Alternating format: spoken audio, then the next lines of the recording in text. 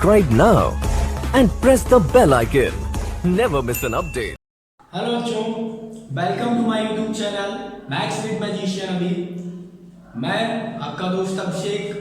आज हम लोग शुरू करेंगे intersection of sets. In our previous video we are talking about a union of sets and their properties and the disjoint of sets.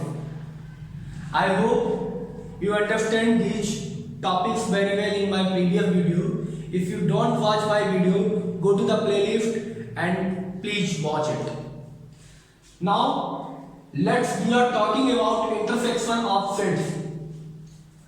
Then if A and B the intersection, अगर मैं दो set की बात करूं, if we are talking about two set or more than two set, this is the very simple way. If you want to find the intersection more than two sets, the same rule. The intersection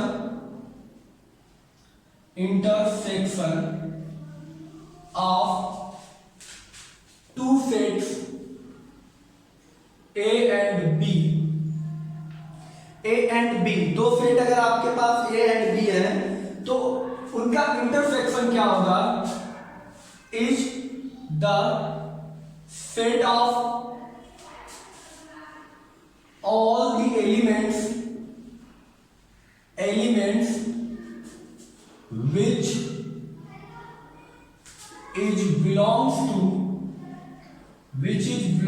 to A and B both. Clear? That means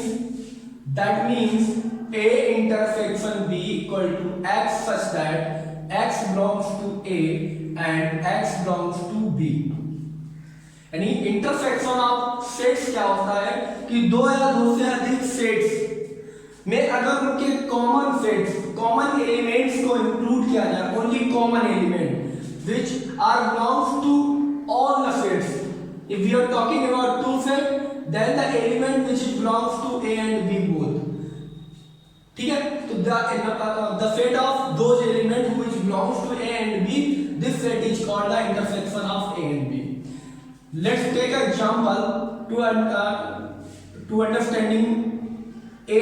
If A equal to 1 2 3 4 and 6 8 and B is the set of 2 6 5 8 9 10, and we want to find A intersection B, then which element belongs to both sets?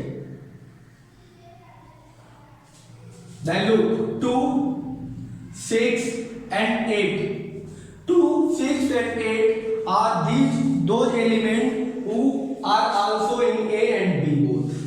So that is why A intersection B is 2 6 and 8. This is the A intersection B. Clear? If we want to visualize in a Venn diagram, so this is your Venn diagram for A intersection B. This is the rectangle which is denoted U and A, and this is a B, A and B, and a common element, so common area which is also in A and B both. So this is the common area which is shaded by me. This is the A intersection B. Clear? So this is the Venn diagram of A intersection B. I hope you understand. So pause the video and note it down. And we are talking after that the properties of intersection of sets. So video को रोकिए, इतना note करिए और उसके बाद हम लोग properties के बारे में बात करेंगे. तो चलिए हम लोग बात करते हैं उनकी प्रॉपर्टीज के बारे में कि इंटरसेक्शन, ऑपरेशन ऑफ इंटरसेक्शन की प्रॉपर्टीज क्या क्या है, यानी किन किन प्रॉपर्टीज को इंटरसेक्शन ऑफ सेट्स फॉलो करता है. तो फर्स्ट ये कम्यूटेटिव लॉ को फॉलो करता है, A intersection B equal to B intersection A. Clear? यानी कम्यूटेटिव लॉ को ये फॉलो करता है. सेकेंड ये फॉलो करता है एसोसिएटिव लॉ को, यानी that means A intersection B intersection C equal to A intersection B intersection C. This is the associative law. Clear? चलिए थर्ड, अगर बात करें थर्ड, तो ये फाई और यूनिवर्सल लॉ को भी फाई इंटरसेक्शन ए या ए इंटरसेक्शन फाई लिख गया, A intersection phi equal to phi, ठीक है, और and universal U intersection A equal to A. तो this is the phi and U law, phi and U law, इसको भी फॉलो करता है. Fourth, A intersection A equal to A इंडेम्पोटेंट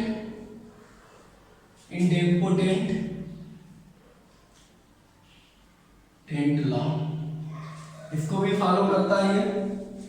और इसके बाद last and very important distributive law, इसको भी ये फॉलो करता है. A intersection B intersection C equal to A intersection B union C, A intersection B union B intersection सी,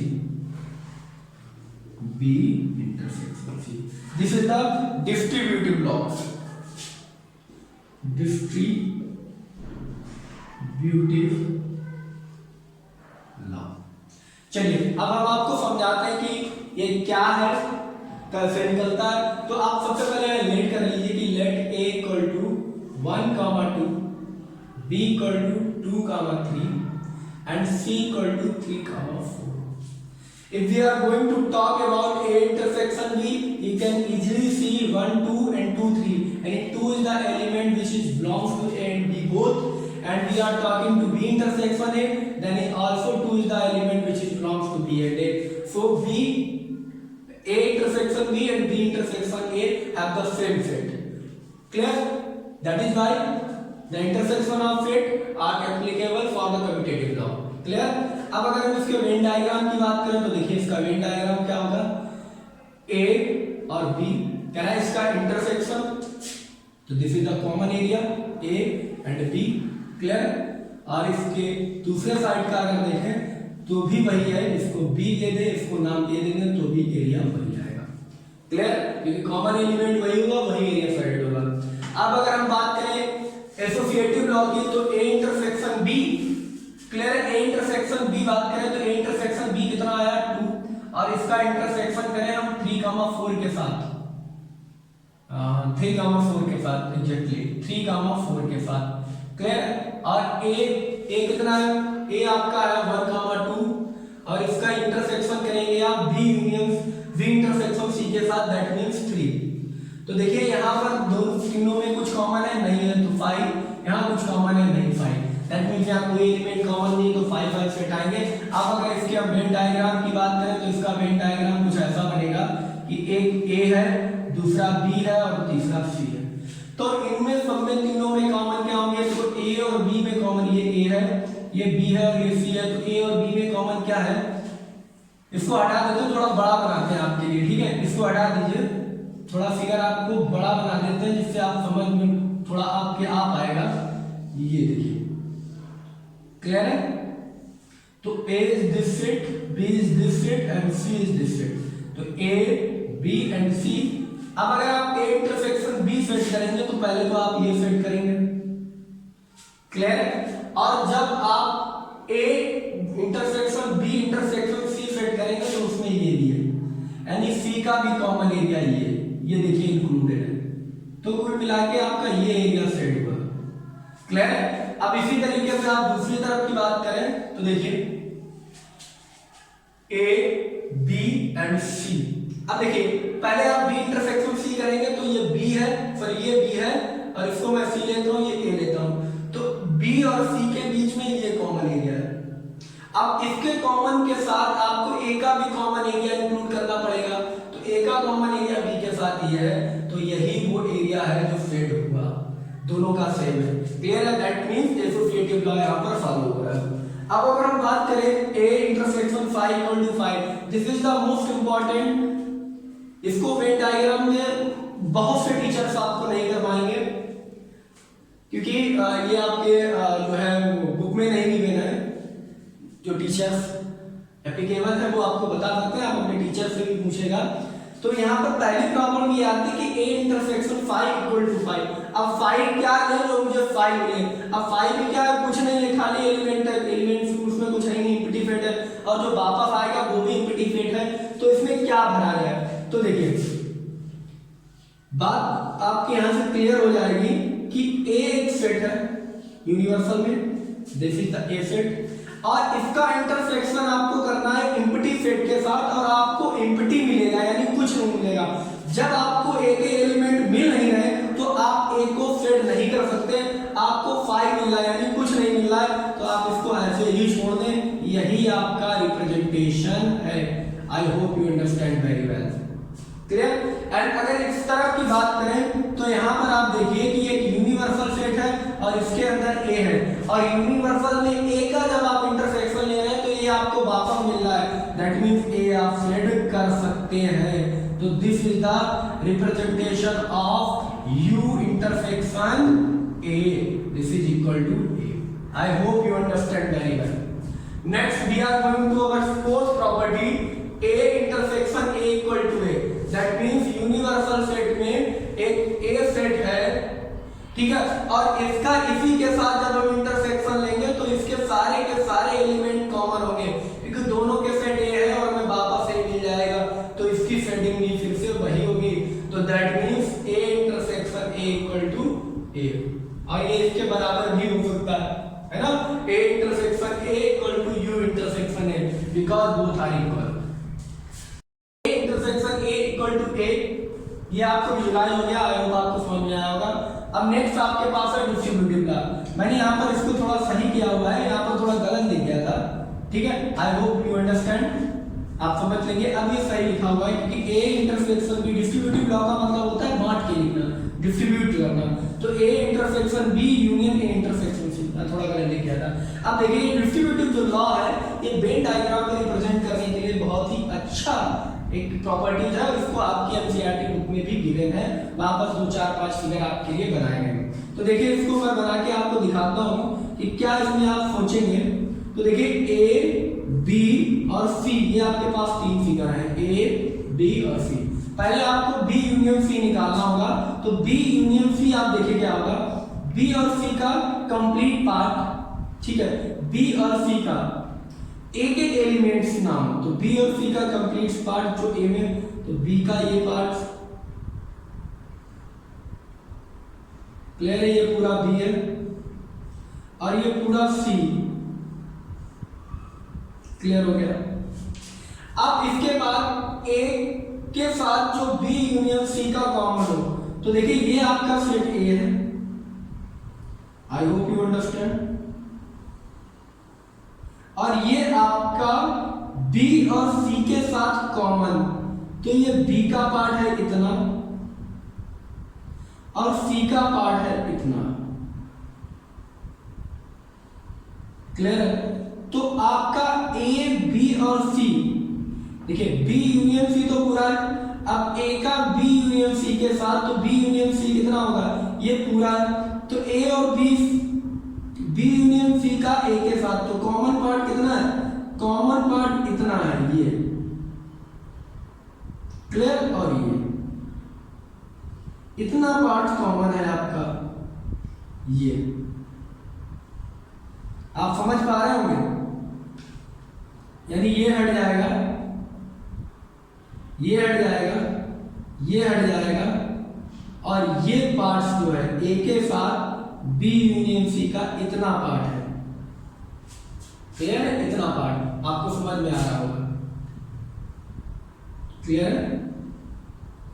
ये part इतना और इतना पार्ट, ये दोनों में कॉमन, देखिए A में भी है, A के सर्कल के अंदर भी है, और ये B और C का जो अभी हमने यूनियन निकाला उसके अंदर भी है, क्लियर। अब हम बात करते हैं इसकी, देखिए मैं बार बार इसी को रफ करके आपके लिए बनाता रहूंगा। ए बी, थोड़ा बड़ा हो गया, छोटा कर लीजिए आप। ए बी और ये हो गया, अरे हमारा इसके लिए थोड़ा बड़ा फिगर बनना चाहिए तो आप देख पाए। तो ये देखिए, आई होप आपको आ जाएगा आपके लिए। तो ये ए है, ये बी है और ये सी है। ए बी एंड सी। अब देखिए आप ए इंटरसेक्शन बी निकालिए, तो ए और बी में आपके लिए ये कॉमन है, क्लियर।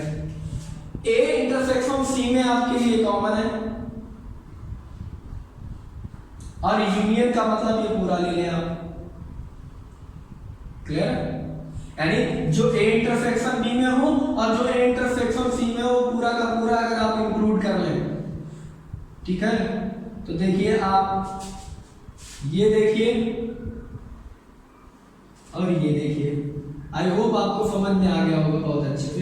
ये दोनों सेम फिगर बना रहे हैं, ठीक है। इनका जो साइडेड रीजन है वो सेम है।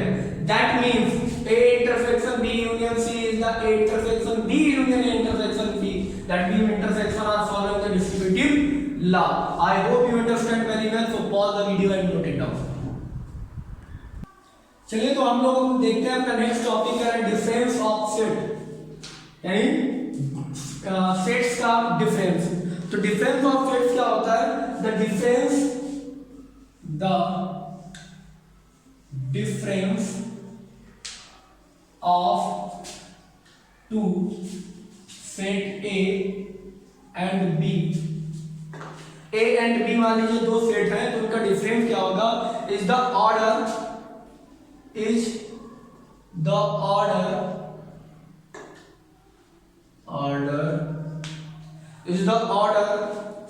the set of the element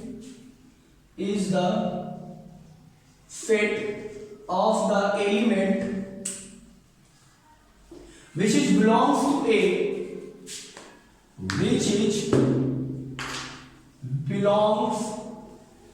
to A, but not belong to B. That means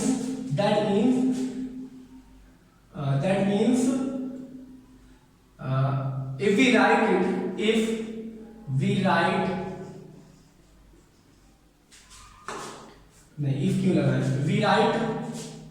this A minus B, इसको हम इस तरीके से लिखते हैं, we write this A minus B, ये इसका सिंबॉलिक है, सिंबॉलिकली इसको ऐसे लिखते हैं, and read as A minus B, इसको A minus B पढ़ते हैं। इसका मतलब क्या है? इसका मतलब है डिफरेंस सेट का कि A minus B is equal to X such that X belongs to A but X does not belong to B. This is the real meaning. This is the statement. This is the set builder form of difference of set. The difference of two set A and B is the order of the set